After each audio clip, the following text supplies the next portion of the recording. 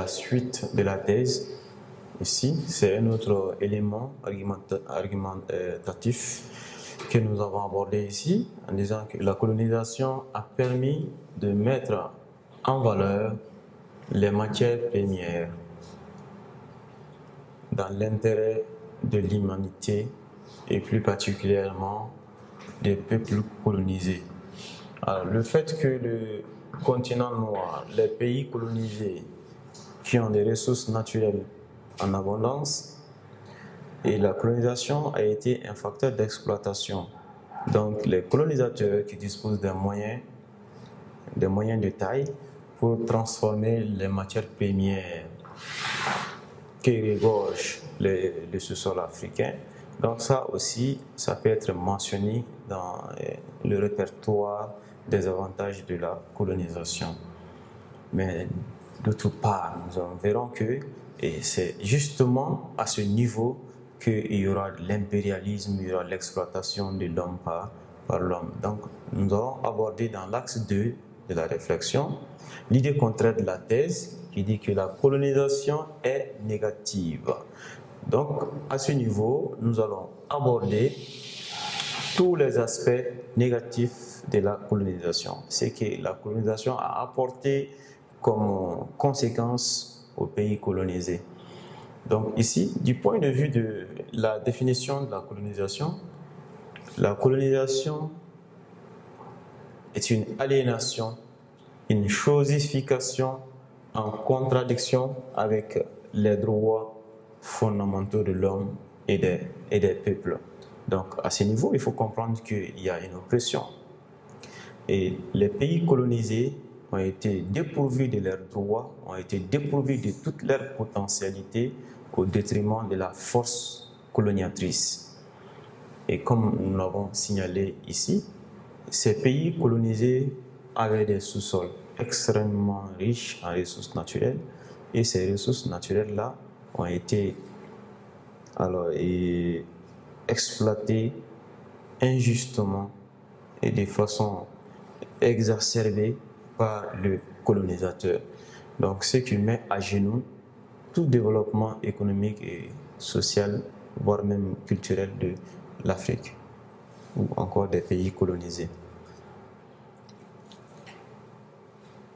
À cela, on peut évoquer la citation de Aimé Césaire, parce que cette position semble convenir à Aimé Césaire, qui dans son discours sur le colonialisme annonce « Aucun contrat humain, mais des rapports de domination et de soumission qui transforment l'homme indigène en instrument de production. »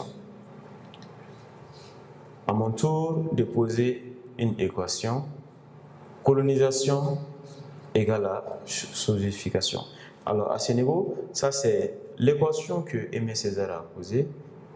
Et dans son équation, il ramène la colonisation à une chosification. C'est-à-dire, le peuple colonisé a chosifié les colonisateurs. Le colonisateur a été considéré comme une chose vraiment extraordinaire, une chose qui vient du suprasensible. Donc, il faut comprendre que selon Aimé Césaire, il y a eu d'abord un complexe d'infériorité, c'est-à-dire on a chosifié le colonisateur, on a mis le blanc au-dessus de nous-mêmes, mentalement et psychologiquement. Donc, ce qui a provoqué une situation de crise de confiance en soi, parce que là, on a chosifié le colonisateur comme s'il n'était pas l'un de l'autre. Donc, cet état de fait a basculé le psychisme africain et ça nous a plongé dans une situation d'infériorité et dans une situation de complexe. Donc, il faut que l'Africain se décomplexe. Dire que le colonisateur est toute autre personne comme moi. Donc, même si nous n'appartenons pas à une même civilisation, mais en tout cas, nous avons en commun certaines valeurs telles que le droit de l'homme. On a droit à la vie, on a droit à la santé, on a droit au bien-être. Mais on a constaté que les peuples opprimés ont été dépourvus de tous ces droits fondamentaux. Donc la nouvelle génération d'intellectuels africains a emboîté les pas pour redorer le blason de la culture africaine et de la civilisation africaine. Donc on a cité ici Aimé Césaire et Léopold Sédar Senghor, Cheikh Anta Diop, Franck Fanon, etc. Ils sont nombreux. On peut dire aussi que la colonisation était un moyen d'exploitation de l'homme par la ruse et la violence. Et ça a toujours été comme ça. Et ce combat se situe à un seul niveau, c'est-à-dire la naïveté du colonisé et la ruse du colonisateur. Et donc, si nous considérons le commerce triangulaire qui a été un système d'exportation des Noirs africains sur les autres îles, et cette déportation qui a eu un point de départ d'abord, et ce point de départ, ça c'est l'Afrique. Et ces déportés ont été transités par l'Europe et ensuite regagné les surfaces cultivables aux États-Unis, en Amérique.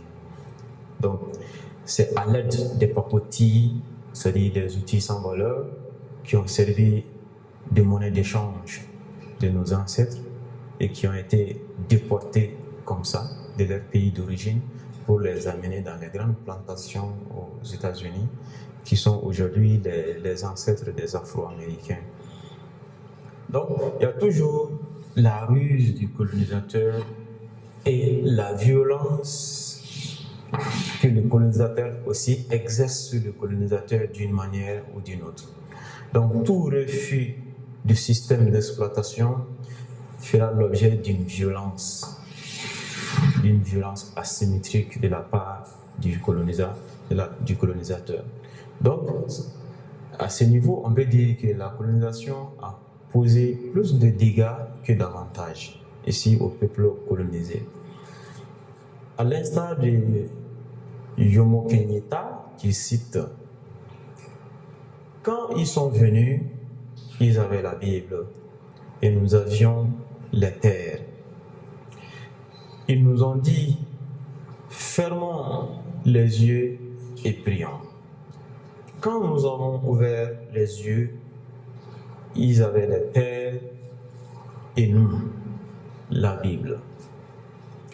Alors, Jomo Kenyatta, c'est pour encore soutenir cette pensée qui a été émise au préalable ici. Donc, Jomo Kenyatta, il soutient également l'aspect esclavagiste, l'aspect colonisateur. Parce que là, on a été victime d'une ruse de ces métropoles-là, de ces puissances-là. Et notre civilisation, qui était la civilisation de la terre, parce qu'on vivait en harmonie avec notre milieu social, on avait la terre, on travaillait la terre, et l'homme noir était rattaché à son milieu social, donc il vivait en parfaite harmonie. Donc, ils sont venus avec la Bible pour attirer notre attention, pour nous orienter vers une idéologie religieuse, notamment le christianisme. Et à ce niveau, la civilisation africaine a commencé à se déboussoler parce qu'on va laisser progressivement notre civilisation au profit de la civilisation occidentale. C'était ça leur objectif. Donc quand ils ont gagné l'esprit des Africains, alors on a été leur proie privilégiée. Donc on a été manipulé culturellement, on a été manipulé économiquement, on a été manipulé politiquement. Et jusqu'à preuve du contraire, ces manipulations continuent dans ces différents domaines-là. À cela s'ajoute aussi le passage de Senghor qui dit que la colonisation porte fatalement en elle l'aliénation. Donc ça, c'est pour témoigner encore une fois de plus le fait négatif de la colonisation. Donc, nous arrivons au terme de notre dissertation, notamment en conclusion, nous allons dire qu'à la lumière de notre analyse, nous pourrons dire que même si la colonisation a d'une part été salvatrice, mais elle est à condamner comme un crime contre l'humanité. Donc la colonisation est considérée comme un crime contre l'humanité. Donc voilà ce qu'il fallait effleurer dans ce présent sujet qui porte sur la colonisation et la malédiction. Donc s'il faut maudire la colonisation, alors en conclusion, nous avons dit que la colonisation doit être condamnée et elle doit être prescrite comme un crime contre l'humanité. Donc, en amont, nous avons évoqué aussi les avantages de la colonisation que les pays colonisés ont bien sûr bénéficié, mais aujourd'hui, elle pose plus de conséquences que d'avantages parce que la colonisation a pour effet corollaire l'impérialisme et la domination et la servitude du colonisateur sur le colonisé, notamment avec l'existence d'une monnaie qui est le CFA, qui est considérée comme une monnaie de domination, comme une monnaie de servitude. Donc, il faut revoir encore le lien qui se trouve entre les pays colonisés et les anciennes métropoles pour encore définir les relations, pour encore définir les conditions de développement, pour enfin trouver un dessein pour le développement de l'Afrique. Donc voilà ce qu'il fallait retenir sur ce sujet.